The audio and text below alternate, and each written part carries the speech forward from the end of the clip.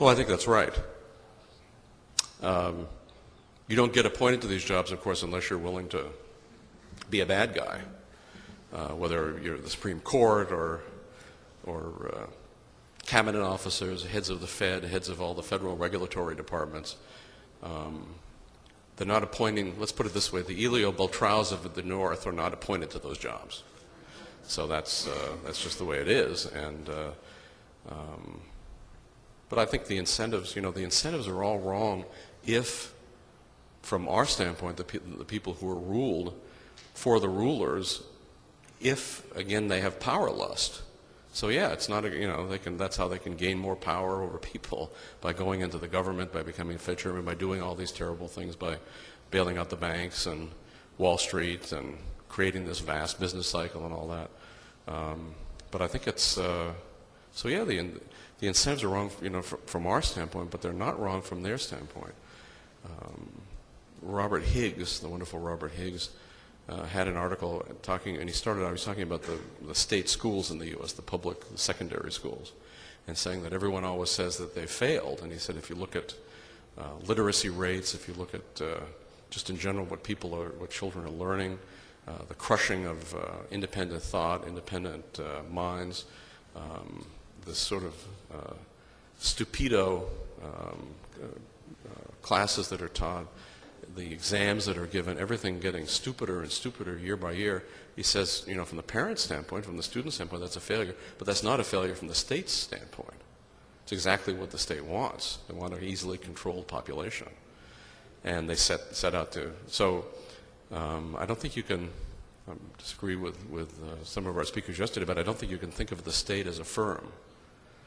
Because, of course, if a firm is sending guys out with guns to grab your money, it's not a business, right? It's a criminal gang. And as Rothbard always talked about the state as a criminal gang writ large. He said you will understand virtually all of what libertarians believe if you think of the government as a gang of thieves. Then everything follows from that. So the incentives for a gang of thieves are different than for the people who are the producers and live peaceful lives and are productive economically and raise nice families and go to church and live their lives well. So I don't know if it's, the incentives are wrong, but whether you can ever have good incentives in the state, I don't know. I'll just mention Ron Paul once introduced a bill, obviously having fun with it, to pay the members of Congress a huge amount of money as a percentage of what they would cut from the federal budget. So let's say they cut $100 billion from the federal budget, they'd all be rich.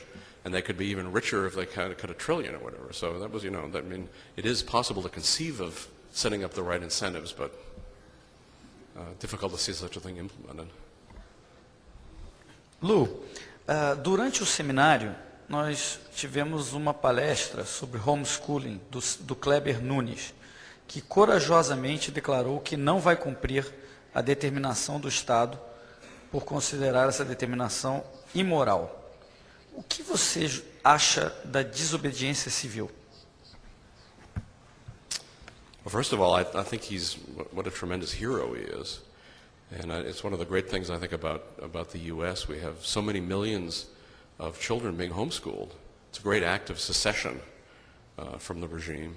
There was just a German family that got political asylum in the U.S. Because they were about to be jailed in Germany for the crime of homeschooling. So it's not only a crime in Brazil, but in Germany and other countries. I believe in civil disobedience.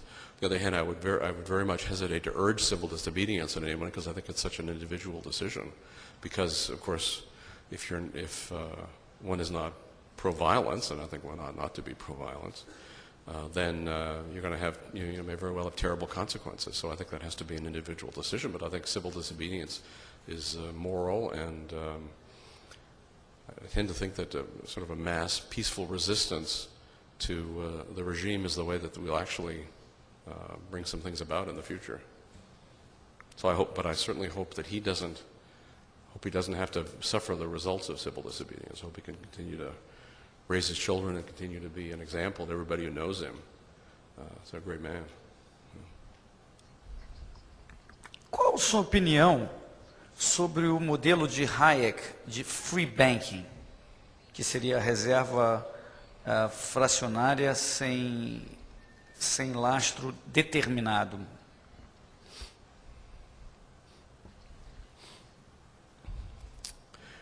Well,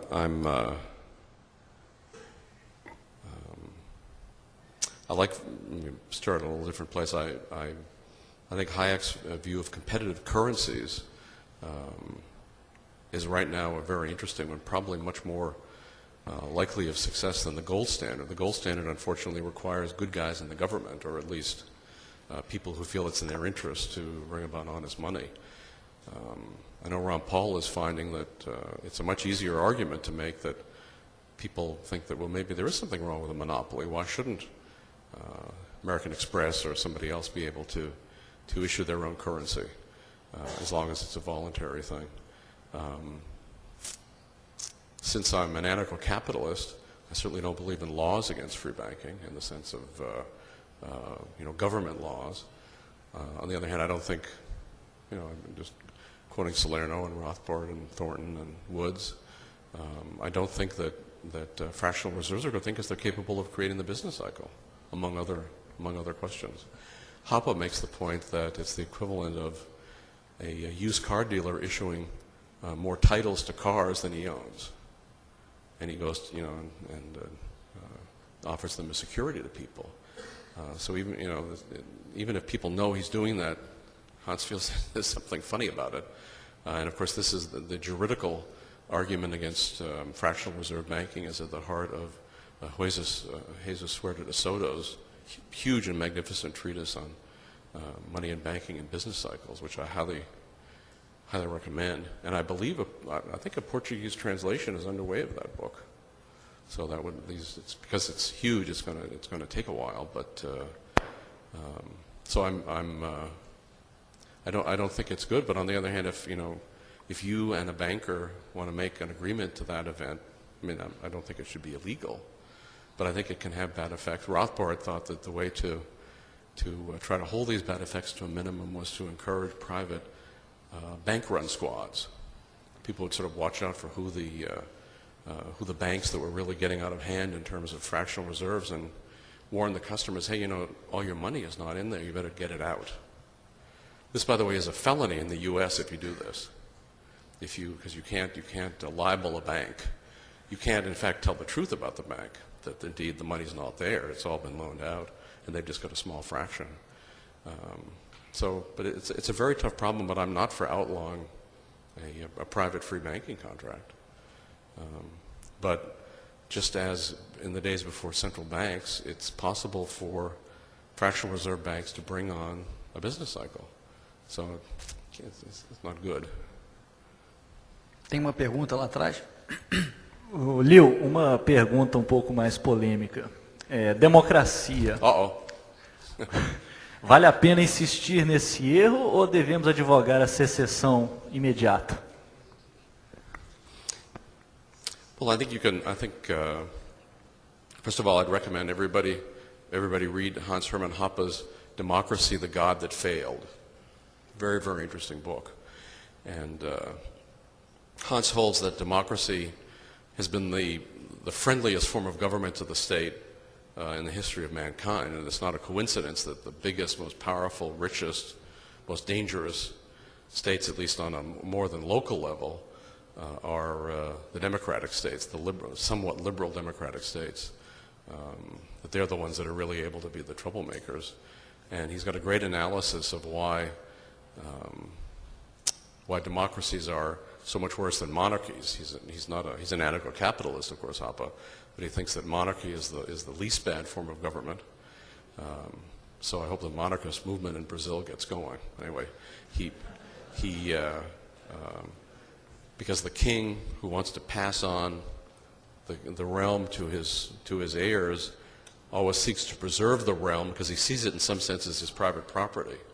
That under a democracy, the realm is public property, and the people who are temporary caretakers of public property rip it off. He also traces the most fastest growth of the state in the U.S.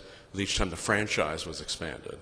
And he thinks that, like, you know, one person, one vote system is actually the worst possible thing. So, on the other hand, the trouble is, of course, the state uses these words, perverts these words, and, you know, democratic can also mean sort of local self-government, or it can mean friendly ways of doing things, and non-totalitarian, and democracy as opposed to dictatorship and so forth. But he would argue, and I would certainly agree with him, that that's a false dichotomy. But no matter what form of government, I think secession is always an important thing to talk about. Mises said in Nation, State, and Economy that no people and no part of a people, as a principle of classical liberalism, that no people and no part of a people should be held in a political association that it does not want. And he even says that if such a thing were technologically possible, that's not the phrase he uses, that even individuals should be able to secede. Well, maybe it's technologically possible now, but you can tell the things that outrage the regime, and that you should be talking about some things like the secession. I mean, it threatens them. They're very afraid of it, because of course they want to consolidate.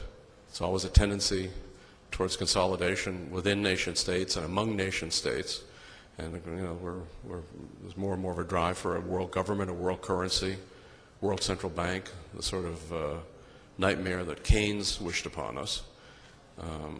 So I think the actual, the actual facts of secession are very important. People ought to be able to secede from the EU rather than being kept in there against their will. People should be able to secede from the U.S. central state, from the Brazilian central state, from any central state, and all the former sort of Jeffersonian principle. Lord Acton called it the one great U.S. contribution to political theory of federalism and decentralism, that by divided sovereignty, by having powerful states as versus a central government, that overall the whole country would be freer, because each would prevent the other from getting out of hand, at least to some extent. Of course, it didn't work in the U.S., right? I mean, eventually they just killed everybody who had a different view. But to talk about it, and Walter Williams just had a wonderful column on secession. I always like to talk about peaceful secession. Professor Williams said peaceful secession or otherwise. So it's very hot, of course. I'm not actually for anything but peaceful secession. But I think it's very important to talk about it, to learn about it, and and I think whether, in fact, we talked about, could you have freedom in a nation state as large and consolidated as Brazil or the United States, or what the EU is becoming? Probably not. I mean, Aristotle thought that anything more than 50,000 was getting out of hand. So I don't know if we have to be that small, but certainly you can't be hundreds of millions ruled by one bunch in a distant government-created capital city, and have that be comport with liberty. I think that's so. The whole idea of secession, talk about secession. It's also not even the idea of breaking. Let's say some part of Sao Paulo wanted to break away and be its own city. That's again an important thing, and to be supported. And typically the other people will say, "Hey, you can't take that. You got to, we got to have your taxes." Well, in fact, the state of Sao Paulo, as I learned, fought for its freedom against the central government in the 1930s. It was tragically defeated, but fought for the old constitution and against being part of the nation state of Brazil. So this tradition goes across the world. As much as they try to suppress it, as much as they try to smear it, the regime and its media. Very important to think about it, write about it, talk about it. Hoppa's written a lot about it. Take a look at some of his articles and speeches. Just go to Mises.org and put secession into the search engine. You'll come up with a whole bunch of stuff. Very, very interesting. So I think it's great to secede, and if at first you don't secede, try again.